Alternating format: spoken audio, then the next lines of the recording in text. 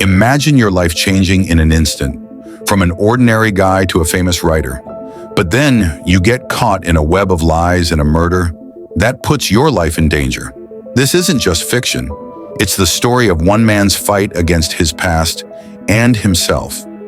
In this movie recap, I'll take you through the full story, what happens, who's involved, and how it all ends.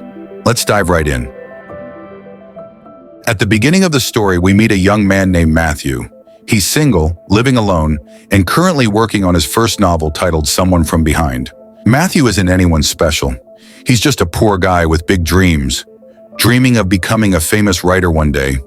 He hopes his novel will get published and change his life, especially his struggling finances. Each day, Matt gets by working as a delivery assistant for a moving van. His job? Loading and unloading all kinds of things. Food, clothes, restaurant waste, and sometimes even belongings from student dorms. One day, while making a delivery to a university, Matt accidentally stumbles upon a famous author giving a talk to literature students. Her name is Alice, young, smart, and beautiful. Of course, Matt, who's never even had a girlfriend, instantly falls in love at first sight. But before he can get lost in the moment, his friend snaps him back to reality, reminding him that they're just delivery guys. Matt quickly pulls himself together and gets back to work. Days go by. Then, finally, Matt receives a reply from the publisher he's been waiting on. But it's not the news he hoped for. His manuscript gets rejected. Just like that, all his big hopes come crashing down in an instant. Still, Matt doesn't give up. He tries calling the publisher to ask what part of his writing didn't work, hoping for some feedback so he can improve. But the call gets cut off without any explanation. One day, Matt and his co-worker are told to donate the old furniture to charity and throw out the rest. Inside the old man's bedroom, the room is filled with books, stacks of newspapers, and other things that show just how much he loved reading and writing. Matt starts cleaning up, tossing everything into garbage bags. That's when he learns the old man's name, Leon Faubin. He also finds an old photo of Leon as a young man. Turns out, Leon was once a soldier and had fought in Algeria. While cleaning the top of the wardrobe, a leather-bound book suddenly falls. It looks old and dusty. Curious, Matt opens it and discovers it's Leon's personal journal from his time as a French soldier in Algeria. He flips through the pages and is immediately struck by how powerful the writing is. It tells the story of Leon's life, his first time killing someone, and the deep unease that haunted him through the war in Africa. That night at home, Matt tries to write his new novel again, but he struggles. He just doesn't know how to craft a story that truly moves people. Then an idea hits him. What if he wrote a novel based on Leon's life? He begins rewriting the story from Leon's journal, about a young soldier trying to survive in the horrors of war. Dark skies above, blood on his hands, and a constant battle inside him, between following orders or listening to his own conscience. The war was brutal. In the journal, Leon describes how even children and women became victims of the conflict in Algeria. After days of rewriting Leon's story, changing all the names, Matt finally finishes the novel. But he's stuck on one thing. What title fits a story about a soldier, soaked in blood and torn by inner conflict? Then he comes across a sentence that stands out. The sands of Algeria turned black with blood. And just like that, he finds his title, The Black Sand. The next day while at work, Matt gets a phone call from the publisher.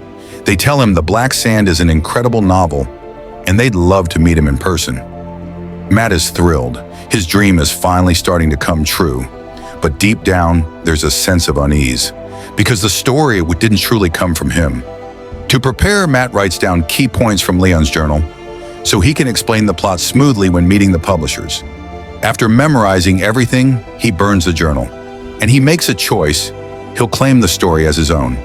What he doesn't realize is that this one decision will haunt him for the rest of his life. Now Matt finally meets the publishing team. They're impressed, really impressed. They say his writing style is powerful and the story feels deeply emotional. Readers say it's like being transported right into the heart of the battlefield. And then, by chance, Matt spots Alice, the author he once admired from afar. Turns out she's also read and reviewed The Black Sand. Matt gathers his courage and walks up to her. But Alice seems indifferent. She doesn't recognize who he is. Still, she says his novel was absolutely amazing, even beyond her expectations. A few moments later, someone from the publishing team calls out loudly, "Matthew Facer," and congratulates him. That's when Alice is caught off guard. She suddenly realizes the man she's been chatting with is the Matthew Facer, author of The Black Sand. Her expression changes, and she begins to admire him. 3 years go by. Now Matt is a well-known author. The Black Sand has become a bestseller. Money starts flowing in, and his life changes completely. And now, Alice is his girlfriend. One day, Alice invites Matt to meet her parents, Pierre and Helen, who turn out to come from an extremely wealthy family. They live in a luxurious house by the coast. There, Pierre proudly shows Matt his collection of rare antique weapons, relics from the French Empire. Alice takes Matt for a walk along the beach, enjoying the quiet sunset vibes. She also shows him the old tool shed where she used to play hide and seek with her dad when she was a kid. But that peaceful moment doesn't last long. Matt gets a call from his publisher, and they're angry. They say he's in breach of contract. It's been 3 years since The Black Sand was released, and he still hasn't delivered a new manuscript. Fans have been waiting, but Matt hasn't sent in a single page. Not one. In his room, Matt starts feeling stressed. He still can't write a good new novel. Deep down, he realizes maybe he never really had the talent for writing in the first place. Things get worse. The publisher begins holding back his royalties because he hasn't fulfilled the contract. According to the contract, a writer must produce at least 2 novels for royalties to keep coming without any time limit. One day, Pierre's godson shows up. His name is Stan. He's cocky, a little annoying, and kind of arrogant. He introduces himself to Matt, and they end up drinking together. From the way he talks, it's clear Stan has feelings for Alice. And of course, he doesn't like Matt being her boyfriend. The next day, Matt is still stuck. No new ideas come to him, so he pulls out his first manuscript, Someone from Behind, the one the publisher rejected long ago. Without telling Alice it's actually his old work, Matt gives the manuscript to her. He says it was sent by the publisher for review. Matt claims he's busy and asks Alice to read it, but really he just wants to see her reaction to the story. Not long after, Stan shows up again and starts talking to Matt. He says he knows quite a bit about Algeria since his dad served there. Stan admits he's impressed. How could Matt, who's never even been to Algeria, describe the war there in such vivid detail in The Black Sand? But even though it sounds like a compliment, Stan keeps digging for ways to put Matt down. He even says Alice has very high standards for the kind of guy she likes, a comment that obviously makes Matt uncomfortable. That night, Alice returns the manuscript of Someone from Behind. She's honest. She says the story is bad. She couldn't even finish reading it because she found it boring. In her opinion, that manuscript would never be accepted by any publisher. Hearing this, Matt stays silent. Inside, he feels disappointed. Not in Alice, but in himself. The next day comes. As Matt is about to have breakfast, he gets a call from the bank. They tell him his credit card is over the limit and he needs to pay the bill immediately. Matt is clearly confused. His account is empty. The royalties are still on hold because of the contract breach with the publisher. And on top of that, he's struggling to write a new novel as good as The Black Sand. It's all piling up, making him more stressed and overwhelmed. To cover up the truth, Matt goes to the hospital and claims he was attacked by robbers. He does this so Alice and her family won't suspect that he's actually under heavy stress and even hurting himself. Meanwhile, Stan starts to get suspicious of Matt. He senses something is off, something rotten and strange about him. At the publisher's office, they keep pushing Matt to deliver a new manuscript, but Matt can only promise, without producing anything, not a single paragraph has been written. Pierre, Alice's father, begins to worry about his future son-in-law. One day, Pierre shows a letter he just received. Inside, there's a photo of Leon, the owner of the journal who's supposedly been dead. Time keeps moving on. One day, Matt and Alice go to a bookstore for a signing event with fans. Suddenly, a man appears claiming to be a friend of Leon. He accuses Matt of abusing the late man's journal. This man named Arnaud demands money, as hush money. If Matt refuses, he threatens to expose to the public that the black sand isn't really Matt's original work. The next day, Arno calls again, demanding his money. Meanwhile, Matt is running out of time. His bank account is empty. Arno also knows that Alice and her family are hanging out on the porch. That means he's been watching their house all along. Matt promises to give him Pierre's collectible pistol, a very expensive piece. Unbeknownst to Matt, Stan is right behind him, listening in on the conversation. Late at night, it's time for Matt to steal the pistol. Wearing Pierre's golf gloves, he breaks the glass to make it look like a burglary. The next morning, the police finish investigating the scene. Meanwhile, Matt and Alice suggest installing an alarm system. Still suspicious, Stan gathers courage and decides to search Matt's room. At the same time, Alice and her father go out to get some fresh air at the beach. Matt stays behind. He goes back to Stan, who just found a wooden box full of books. Matt heads to his room, but he's shocked to see Stan has already found the pistol he's been hiding. Without thinking, Stan starts hitting Matt. He tells Matt he'll never have Alice. Hearing that, Matt instinctively bangs Stan's head with the pistol. Stan collapses, bleeding. Matt is confused. He never meant to hurt him that badly. Suddenly, Alice's voice is heard from a distance. Matt quickly hides the unconscious Stan in the closet, along with his belongings. While cleaning up, Matt notices a scratch on his neck, a mark from Stan's claw. He puts on a collared shirt to cover the wound. Soon after, Pierre and Alice begin to wonder why Stan suddenly disappeared without saying goodbye. Alice tries calling Stan, making Matt panic. He quickly silences Stan's phone and sends a message to Alice, saying Stan had to leave for an urgent matter. That night, they have dinner together. Suddenly, something drips from the ceiling onto Matt's dinner plate. Matt worries it might be Stan's blood seeping through, but it turns out to be a nosebleed from Matt himself. Alice tries to help, but Matt refuses and goes to check his closet. He wants to make sure there's no blood or red stains leaking onto the floor. Not long after, Alice comes back with her dog to check on Matt. The dog barks at the closet door, which annoys Matt a bit, and he tells Alice to leave quickly. Late at night, when everyone is fast asleep, Matt grabs some gear from his father-in-law's storage. With all his strength, he wraps up Stan's body. Then Matt carries the bundle upstairs and drops it. He keeps bringing the body to the beach, determined to sink it in the sea. Matt looks for some heavy metal weights to keep Stan underwater, then starts putting his plan into action. After succeeding, Matt rushes back home. But strangely, his boat engine suddenly fails. Soon after, a Coast Guard patrol boat appears nearby. Panicked, Matt dives deep underwater to avoid being spotted, swimming as hard as he can toward the shore. Morning sunlight begins to shine. Matt hurries back inside before anyone wakes up and sees him. He sneaks into bed, pretending like he never left. But in reality, Alice woke up earlier and wondered where Matthew had been all night.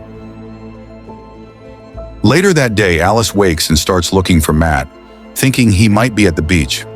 Sure enough, while reading her novel, she suddenly spots a floating bundle near the rocks. It turned out that was just a nightmare for Matt. He took a shower to freshen up and soon gave the stolen antique pistol to Arno. Arno was pleased. He said the pistol was very valuable. He also claimed to be Leon's son. Actually, Arno never cared about Leon while he was alive and never visited him. But now, after Leon's diary was turned into a best-selling novel, Arno suddenly showed up to demand money from Matt. When Matt got home, he was shocked by Alice's sudden change in attitude. She suspected Matt had been cheating on her with another woman the night before. Matt denied it. Alice also accused him of receiving many calls from other women, but those calls were actually from Arno. Matt tried to explain, "You're the only one I love. I've loved you since the first time we met, but you never saw me back then because I was nobody. Then the novel Black Sand changed everything. We got to know each other. That was the happiest day of my life." Matt finally confessed he wasn't a great writer, and the novel wasn't really his. He was afraid Alice would leave him if she found out the truth. But to his surprise, Alice still loved him despite everything. They made up because true love doesn't need reasons. They got back together and shared a night full of love. Days passed and Matt began finding inspiration to write a new novel, this time about his own life story. The story starts from him being nobody, then falling in love with a girl from an upper-class family. His intense struggles, including all the dark moments like murder and lies, were poured into the novel. He changed all the character names so Alice and others wouldn't suspect it was based on real events. He wanted to prove he could write a great novel with his own hands. Alice kept encouraging him to never give up. Finally, the novel was finished, entitled Fake Pretenses. With confidence, Matt wrote his name as the author, Matthew Fazer. But when he went to look for Alice at the beach, he saw the police had found Stan's body in the sea. Panic set in. His problems seemed never-ending.